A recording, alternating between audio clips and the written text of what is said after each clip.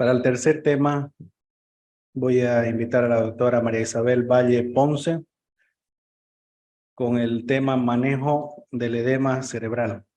La doctora María Isabel es médico cirujano en la Universidad Mayor Real Pontífica San Francisco Javier de Chuquisaca, especialidad en pediatría en el Hospital de Clínica José de Martín de la Uva, Buenos Aires, Argentina. Subespecialidad en terapia intensiva infantil en el Hospital de Pediatría Dr. Juan Pedro Garrahan, miembro de la Sociedad Argentina de Pediatría, miembro de la Sociedad Pediátrica de Terapia Intensiva Santa Cruz, miembro adherente de la Sociedad Latinoamericana de Pediatría y Neonatología, docente instructor de posgrado de residencia médica de la subespecialidad de terapia intensiva pediátrica en el Hospital Materno Infantil de la Caja Nacional de Salud y del Hospital de Niños Mario Ortiz. Es un placer tenerla aquí, doctora. El micrófono es todo suyo. Gracias.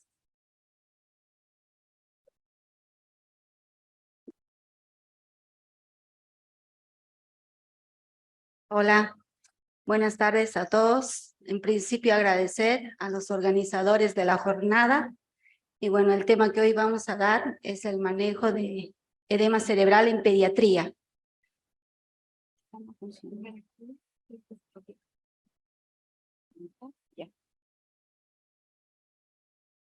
Bueno, el tema vamos a empezar con 3 objetivos: saber la definición de edema cerebral, la clasificación del edema cerebral en pediatría y el tratamiento.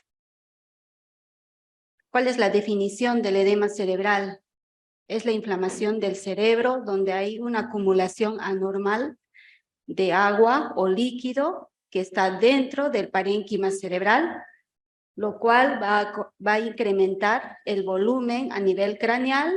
Por ende, puede haber o no aumento de la presión intracraneana.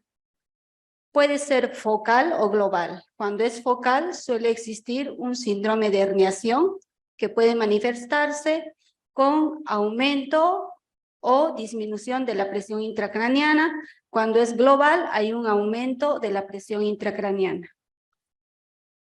La clasificación del edema cerebral en pediatría se clasifica en 4. Tenemos el edema cerebral vasogénico, edema cerebral citotóxico celular, el edema celular hidrostático y el edema celular mixto. El edema cerebral vasogénico, hay un aumento de la permeabilidad de la barrera hematoencefálica, lo cual provoca una disrupción de la barrera hematoencefálica, la cual permite un ingreso de proteínas, de electrolitos a nivel del cerebro. Ocasiona un aumento de la presión oncótica y un pasaje de agua al espacio extracelular, ¿sí? Afecta de manera desproporcionada a la sustancia blanca, pero la sustancia gris es conservada. Cuando existe un edema cerebral vasogénico, cuando es recidivante o crónico, la lesión es irreversible a nivel de la mielina. Y el edema cerebral vasogénico, las patologías más frecuentes que se presentan son los tumores cerebrales, en las infecciones cerebrales como el absceso cerebral y también en la trombosis venosa central. El edema cerebral vasogénico tiene 3 fases. La fase exudativa,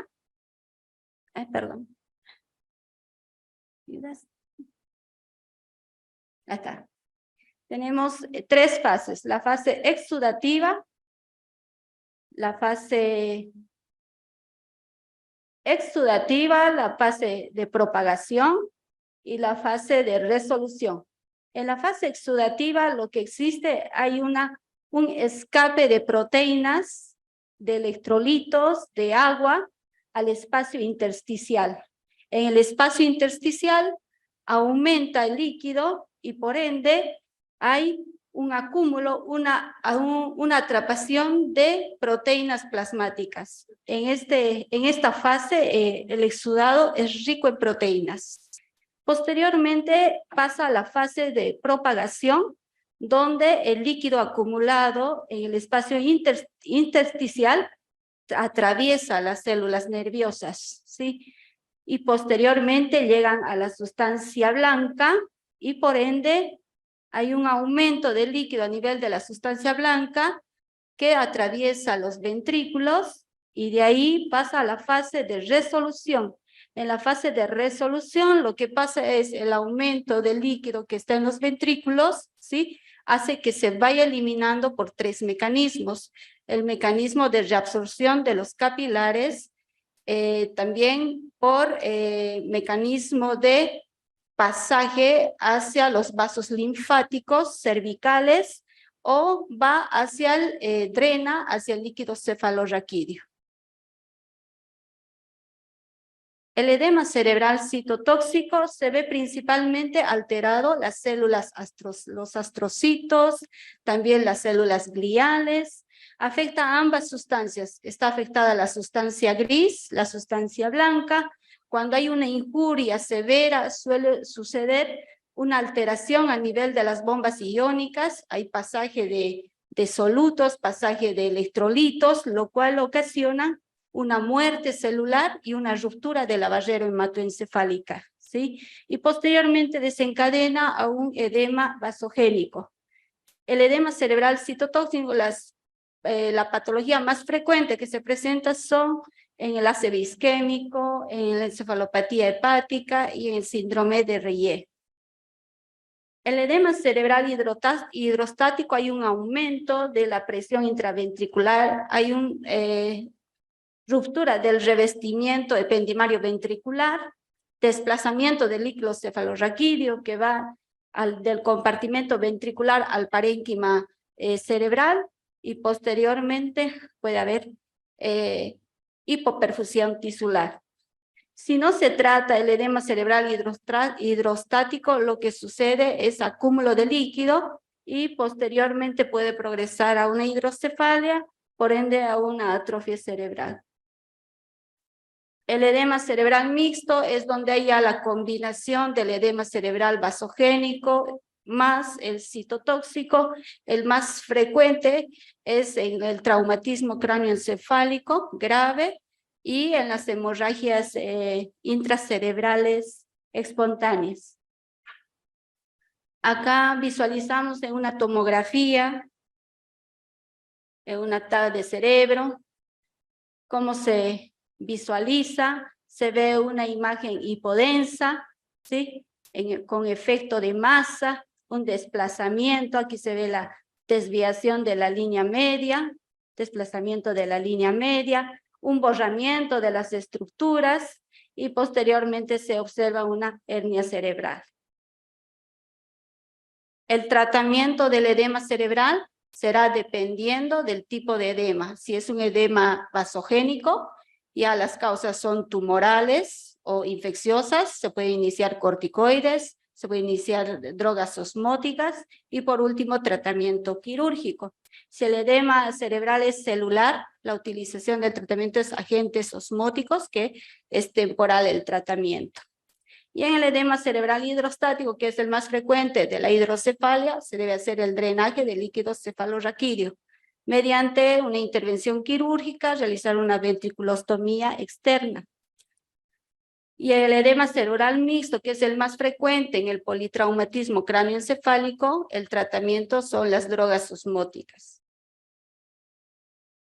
¿Qué función tienen los agentes osmóticos? Reducen la presión intracraneal, provocando una desviación del líquido intersticial, del intersticio al intersticial, al intravascular, perdón. Aumenta la presión de la perfusión cerebral, aumenta el flujo sanguíneo cerebral y ocasionan en forma refleja una vasoconstricción, contribuyendo a la disminución de la presión intracraneal. El tratamiento del edema cerebral es una terapia hiperosmolar, se da la solución salina hipertónica y el manitol al 20%. La solución salina hipertónica utilizamos el cloruro de sodio al 3%. ¿Qué propiedades tiene la solución salina hipertónica? Es Se dice que reciente se ha introducido en los años 90 la solución salina hipertónica, porque anteriormente se utilizaba el manitol, pero por los efectos adversos se prefirió utilizar la solución salina hipertónica, ¿sí? Actúa por medio de dos mecanismos: reduce la viscosidad sanguínea, tiene un efecto gradiente osmótico y también ayuda a la restauración de las bombas del potencial de membrana. ¿Qué propiedades tiene? La solución salina hipertónica tiene una propiedad excelente, es un buen inotrópico, un buen antiinflamatorio, inmunomodulador y también mejora el flujo hepático y esplácnico. ¿Cómo la preparamos? La solución salina hipertónica se prepara como cloruro de sodio al 3%, lo preparamos con cloruro de sodio al 20%, 11 ml, y solución fisiológica 0,9%, 89 ml. Un total de 100 ml te da, y de eso la dosis en caso agudo de una hipertensión endocraniana se inicia de 2 a 5 ml kilodosis. Se debe hacer la infusión de 10 a 20 minutos, pero también se puede indicar por infusión continua de 0,1 a 1 ml kilohora.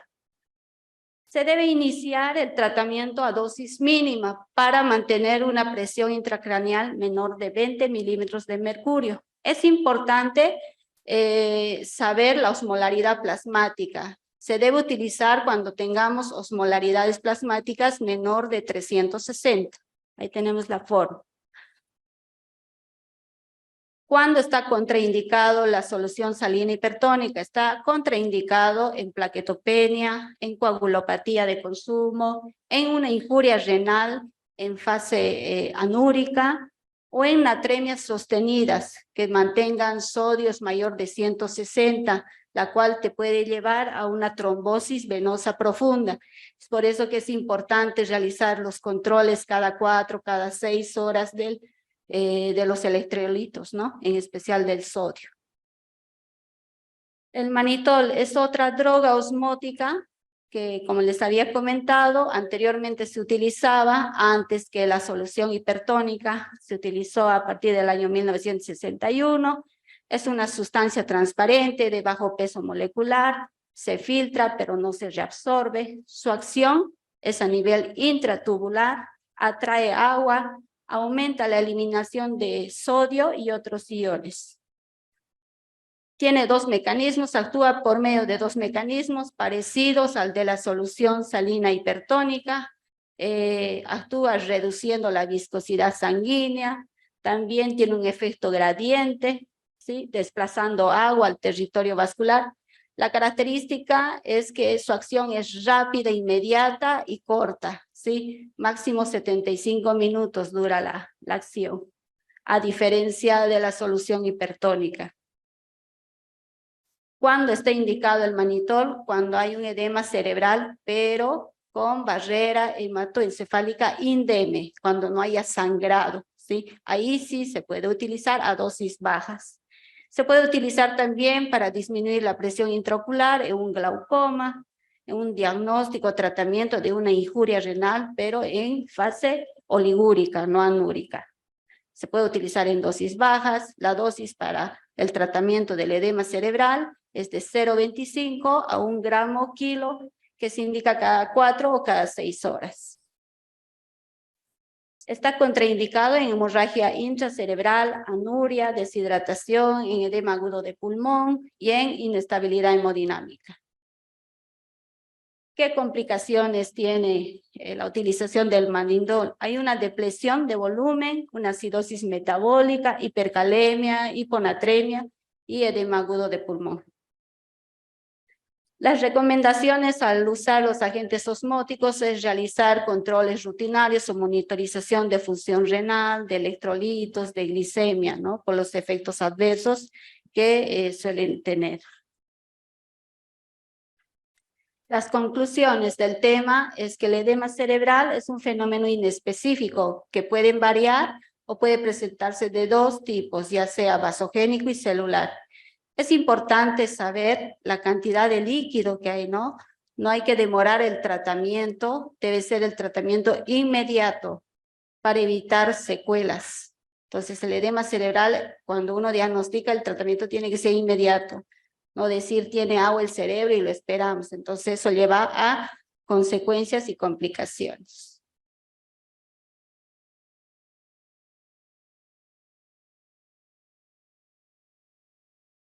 Eso es todo. Gracias.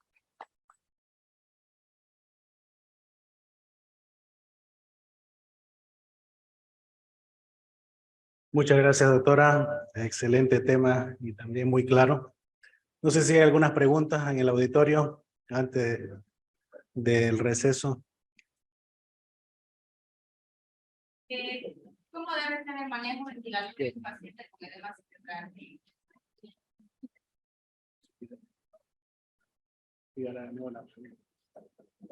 Repetime la pregunta, por favor. Manejo ventilatorio en un paciente con edema cerebral. ¿Qué es lo que tenemos que monitorizar? Bien, en un paciente con edema cerebral se debe hacer una hiperventilación controlada.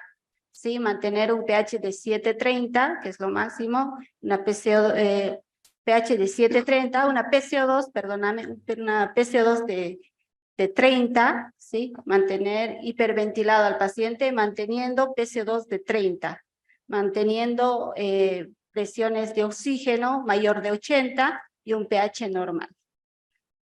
Y en un paciente con edema, vos sabes que el tratamiento es múltiple, se debe mantener un paciente bien sedado, paralizado, ¿sí? Tener un control hemodinámico, después tratar las alteraciones metabólicas, que es muy frecuente, las hiperglicemias, la hipernatremia o hiponatremia, es importante eso. Mantener parámetros de protección pulmonar, ¿no? Eso es importante. Mantener un PIN menor de 30, un PEP menor de 6, frecuencias fisiológicas, un tiempo inspiratorio igual fisiológico y una FIO menor del 60%. Es importante la sedación y los paralizantes en paciente que tenga edema. Normalmente, bueno, seguramente el doctor Push nos va a ampliar el tema de T grave, ¿no? Entonces, en un paciente que tenga T grave hay que mantener por lo menos 72 horas paralizados. ¿Alguna otra pregunta? ¿Alguna pregunta en el chat? Muchísimas gracias. ¿Hay una?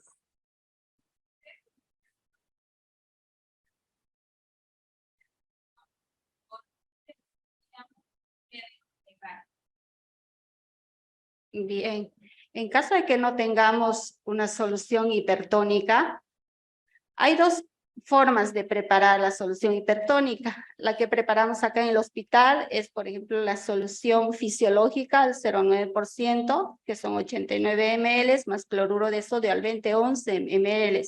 En caso de que no tengamos esas soluciones, se puede preparar con solución dextrosa al 5%, más cloruro al 5%, que son 75 ml, más cloruro de sodio al 20%, 25 ml. Sumados ambos te dan los 100 ml, que es la dilución, ¿no? Que debemos armar para sacar el cálculo. Se puede utilizar esa solución, la solución dextrosa, ya sea al 5% o al 2.5%. Se puede hacer una combinación de la solución dextrosa al 2.5% más agua destilada, hacer mitad de solución dextrosa y mitad de agua destilada. Si es 75 ml, puede hacer 38 de solución dextrosa al 5 o al 2.5% más agua destilada, 38 ml. Gracias, doctora. Hay una segunda pregunta de Henry. Dice, la mayoría de los médicos generales aún administran dexametasona en el TEC. ¿Cuál sería el efecto adverso? Bien, el efecto adverso, y si es un paciente que está internado, te te predispone a las infecciones. En caso, se utiliza en TEC leve, por ejemplo, en extrahospitalarias. Sí, se puede utilizar la dexametasona, pero intrahospitalaria te predispone a las infecciones. Así que depende. Si es extra, se utiliza. Si es intra, no se utiliza.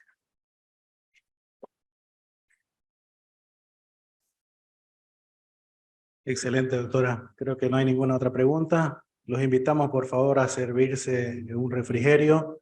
En 10 minutos volvemos para la exposición del doctor Puch.